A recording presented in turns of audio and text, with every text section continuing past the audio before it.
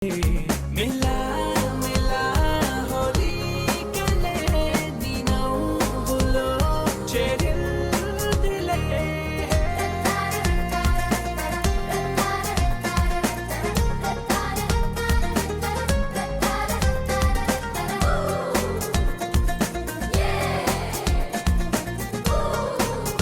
ఇక్కడ ఆపే వెంటరవే ఊళ్ళోకి వెళ్దా?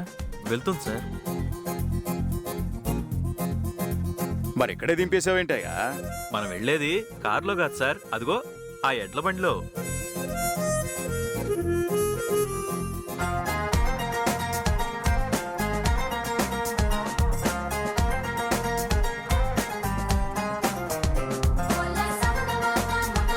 ఎడ్ల బండిలోనా? అవును మేడం, మీరొచ్చింది సరదాగా మా ఊరిని చూడ్డానికే కాదు, ఎంజాయ్ చేయడానికి కూడా. పల్లెటూళ్ళలో ఎడ్ల బండిపై వెళ్తే పండగ ఇక్కడి నుంచే మొదలైనట్టుంటుంది. అది కాకుండా పాపం పిల్లలు ఎప్పుడు ఎడ్ల బండి ఎక్కలేదు కదా, వాళ్ళు కూడా ఎంజాయ్ చేస్తారు మేడం. అవునమ్మా, మేమెప్పుడు ఎక్కలేదమ్మా. ఒక్కసారి వెళ్దామమ్మా. ప్లీజ్ అమ్మా, ఒక్కసారి వెళ్దామమ్మా. సరే సరే పదండి.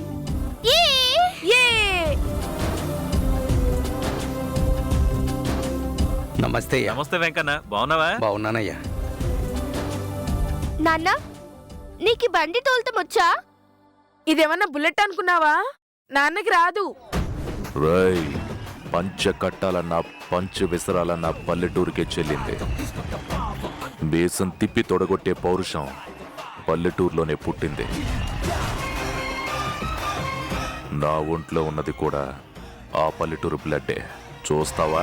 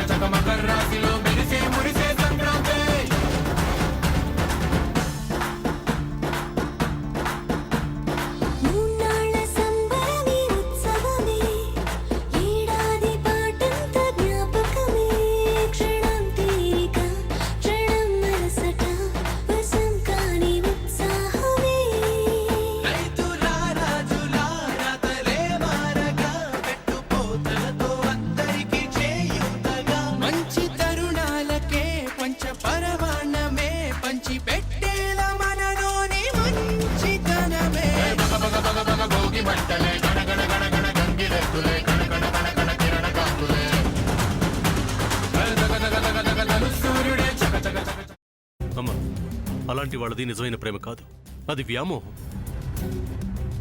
ఎగ్జాక్ట్లీ చిన్నత్త, నిజంగా ప్రేమించుకున్న వాళ్ళు అలా చేయరు.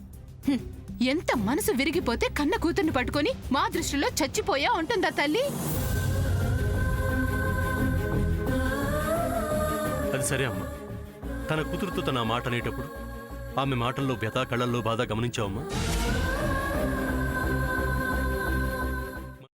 పెద్దబాబుకు బర్త్డే విషెస్ చెప్పు కూడా వెళ్ళాం కదా. ఊరికే ఎలా కాలిపోతుంది? మంట పెడితేనో పడితేనో తగలబడుతుంది.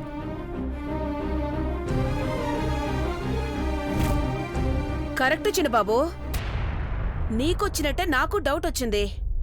పార్వతే షర్టును తగలబెట్టిందనుకుంటా.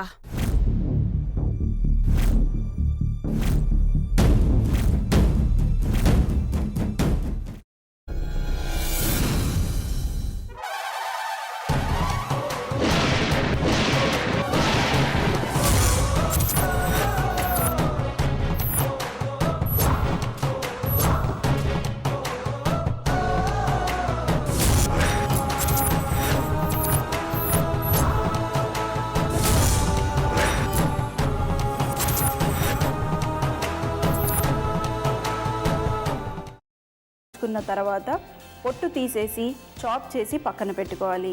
ఒక ప్యాన్లో కొద్దిగా నూనె వేడి చేసి అందులో ఆవాలు, మినప్పప్పు, శనగపప్పు, కరివేపాకు, సన్నగా తరిగి పెట్టుకున్న ఉల్లిపాయలు వేసుకుని 1 నిమిషం పాటు వేయించుకోవాలి. ఆ తర్వాత కాల్చి కట్ చేసి పెట్టుకున్న వంకాయని కూడా అందులో వేసుకుని బాగా మిక్స్ చేసి బౌల్లోకి ట్రాన్స్ఫర్ చేసుకుని అందులో తగినంత చిక్కటి పెరుగు లేదా పల్చటి పెరుగు వేసుకుని మిక్స్ చేసి అన్నంతో కానివ్వండి, చపాతీతో కానివ్వండి సర్వ్ చేసినా చాలా బాగుంటుంది.